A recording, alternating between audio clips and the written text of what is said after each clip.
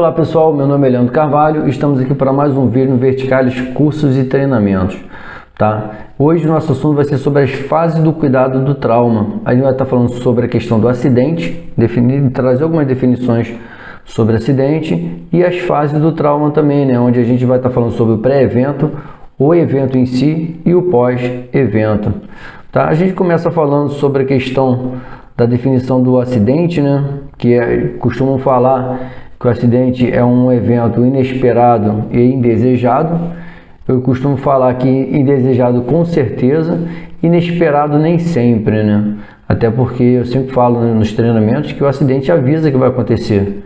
Um exemplo é quando a gente está andando no shopping, dentro de casa ou no trabalho e passa por um corredor que está sendo lavado. Aí o chão lá está com água e sabão ou está molhado de alguma forma, e ali já está me avisando que eu vou escorregar, que eu posso escorregar. E aí a gente tem três situações: ou eu não percebo o chão molhado, e aí sim vai ser um evento inesperado, tá? Ou eu vou negligenciar o chão molhado e vou passar de qualquer jeito, continuar andando da mesma forma, ou eu vou passar por cima do chão molhado ali com mais cuidado, tá?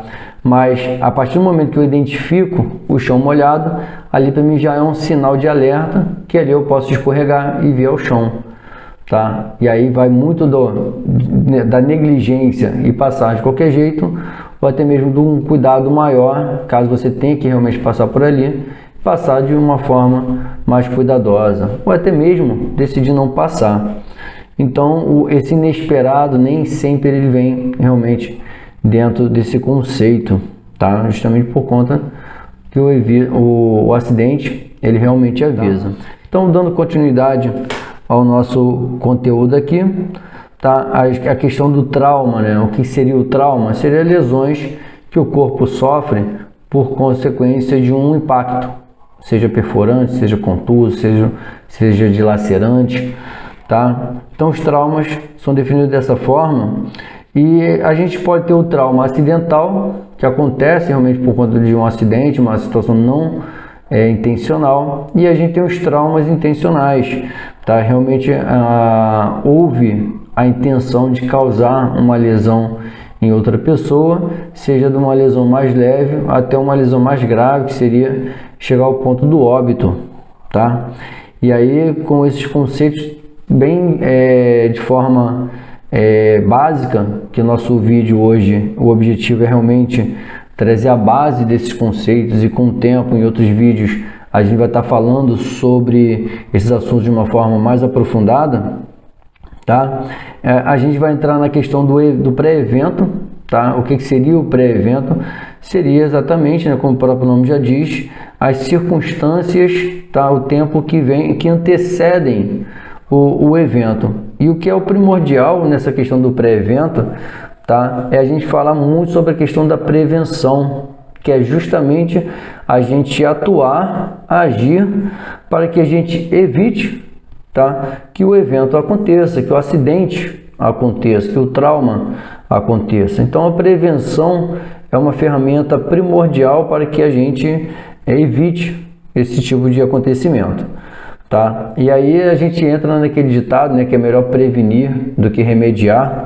Eu, nas minhas aulas, nos meus treinamentos, eu falo muito sobre isso, que a questão da prevenção dá um certo trabalho, a prevenção exige um certo custo e exige também certas demandas para que a gente consiga manter de forma adequada essas questões preventivas, de acordo com a necessidade de cada ambiente, de cada situação, tá? Porém, é uma questão de escolha que a gente tem, que é justamente ter esse trabalho e esse custo para que a gente consiga prevenir os acidentes, ou ter um trabalho e um custo em cima das lesões, dos traumas que acontecem, das perdas que acontecem de acordo com os acidentes, seja físico ou material, tá?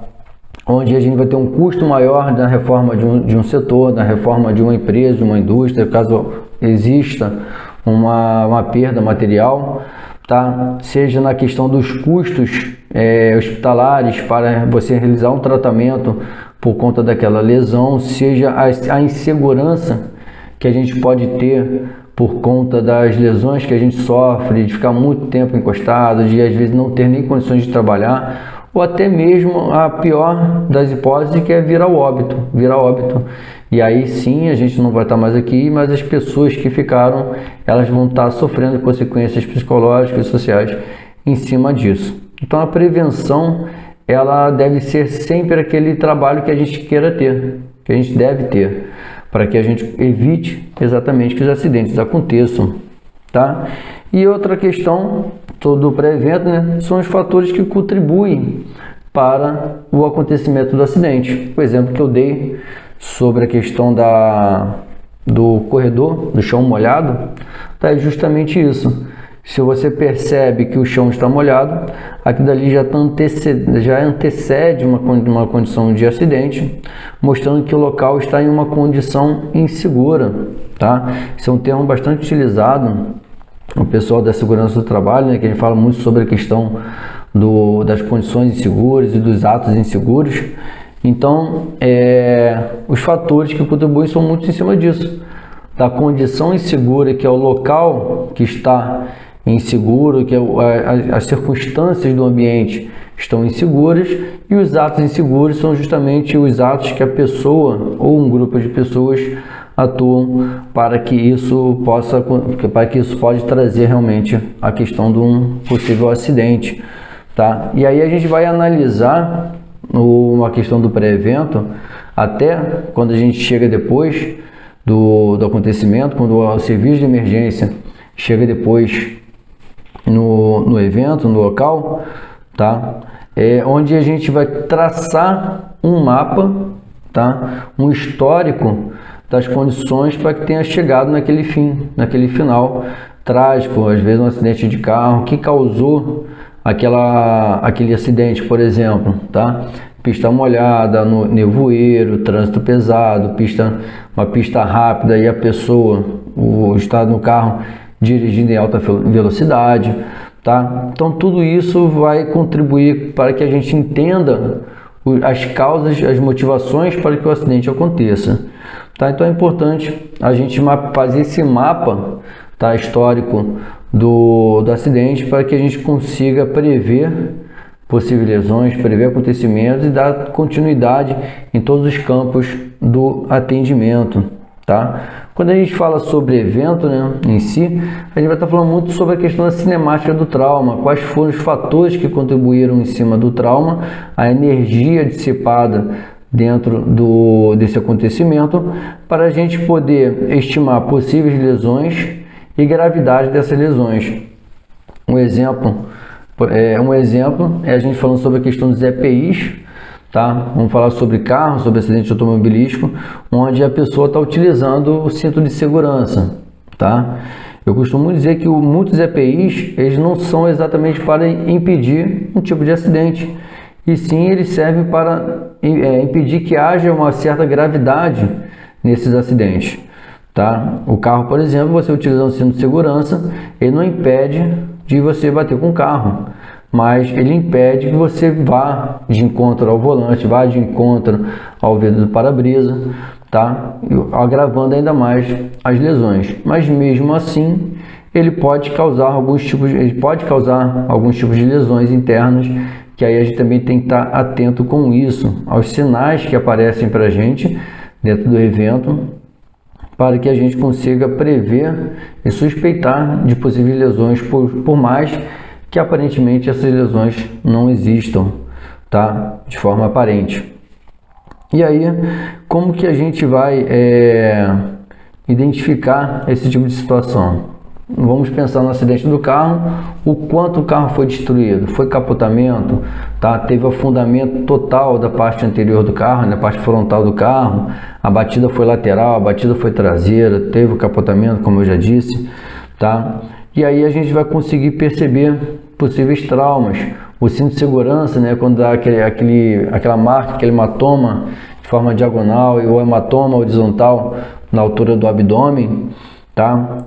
O tamanho desse trauma, desse hematoma, a gente pode suspeitar de traumas internos, podendo chegar até ter uma perfuração, e aí a gente tem uma hemorragia interna, que a velocidade do agravamento vai ser de acordo com o quanto de sangue está sendo extravasado, tá? Onde a vítima pode realmente ter uma perda muito súbita de sangue, e aí realmente viria a ter uma morte imediata, ou a pessoa ter uma lesão que não esteja sangrando de forma efetiva, de forma considerável, porém constante.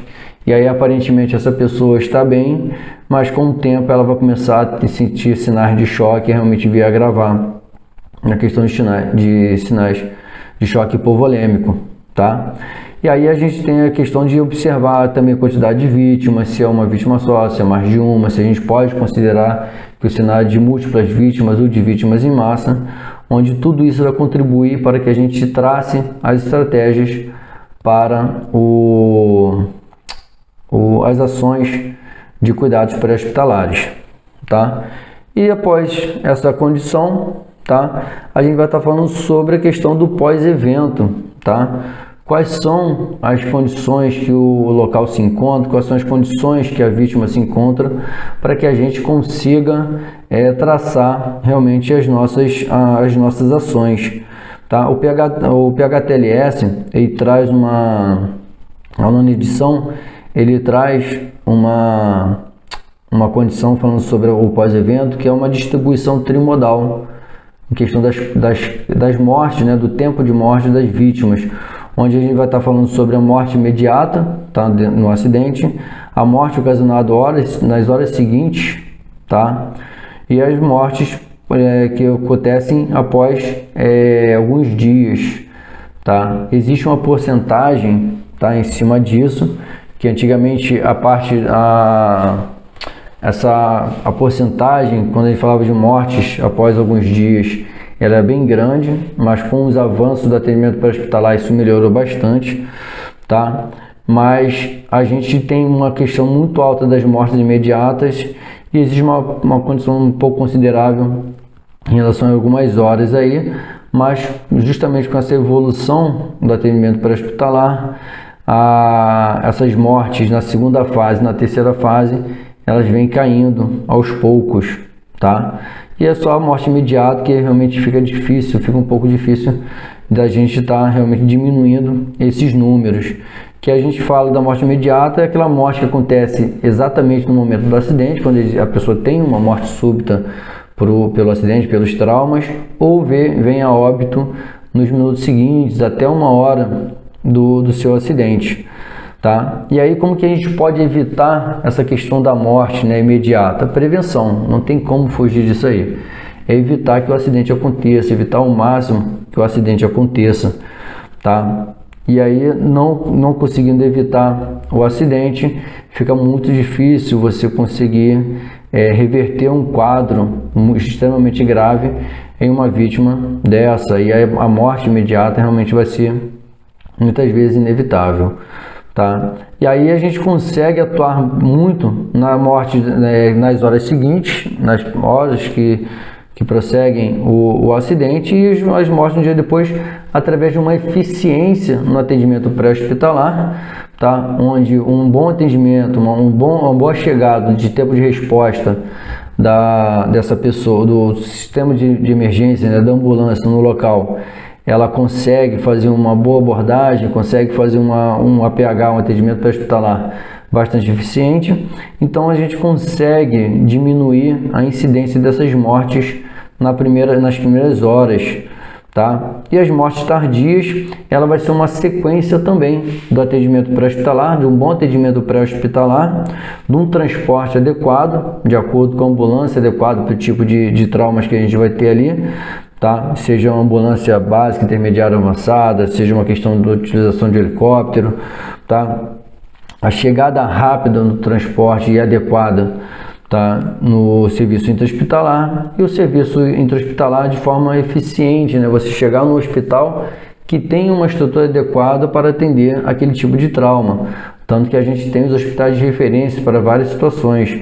Traumas automobilísticos, a gente vai ter um hospital de referência, tá? Acidentes aquáticos, a gente vai ter um outro hospital provavelmente. Acidentes por queimaduras, a gente vai ter um outro hospital de referência, ou até mesmo acidentes ofídicos, né, por animais peçonhentos, a gente vai ter o seu hospital de referência.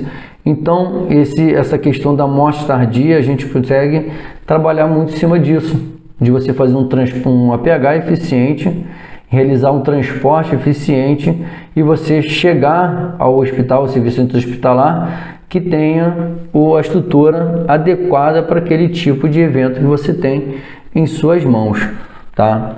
E aí, em cima disso, a gente fala muito sobre um termo que tem bastante em voga no pré-hospitalar, que é a hora de ouro, tá? Onde você tem 1 hora para chegar do momento do acidente até chegar a vítima, fazer o seu atendimento e chegar no hospital. Então, do momento do acidente até o hospital, esse tempo de 1 hora, tá? Ela é bastante evidente para que a gente consiga ter um bom sucesso dentro do nosso atendimento, ok? Mas essa hora, quando foi criado esse conceito, tá? Essa hora que é o Golden Hour, se traduz melhor hoje como a gente falando sobre o período de ouro, porque não necessariamente a gente precisa que a vítima tenha exatamente essa hora para chegar até o hospital do momento do acidente, porque cada gravidade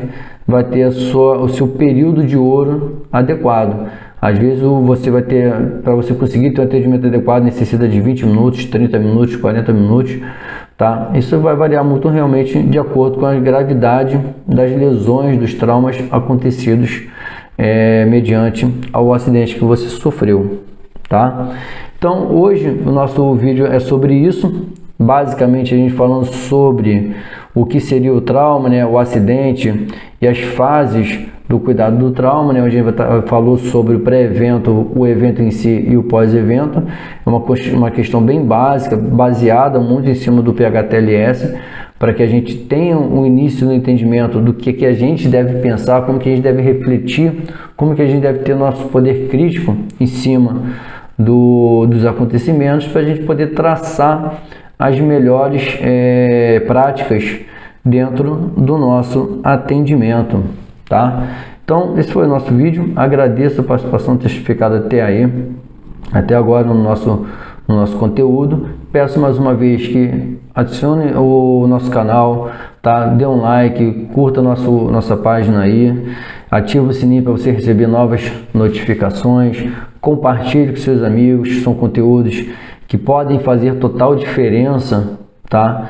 Na vida do socorrista em si, como também das vítimas, porque a gente tem aquele conceito aqui no Brasil de não encostar na vítima, de não pegar na vítima, que de certa forma é o conceito correto para quem não sabe como agir, tá? Porém, eu falo muito que é um conceito meio preguiçoso, né? Que eu acho que vale a pena a gente, em vez de informar desde pequeno as pessoas não encostam na vítima, a gente poderia falar assim, ó, vem aqui que eu vou te ensinar como socorrer uma vítima, porque cada minuto, cada segundo que a vítima não é atendida, para ela faz total diferença, tá? E um pré-hospitalar, um primeiro socorro bem executado e bem adequado, a gente consegue fazer com que mais vidas sejam salvas, tá ok?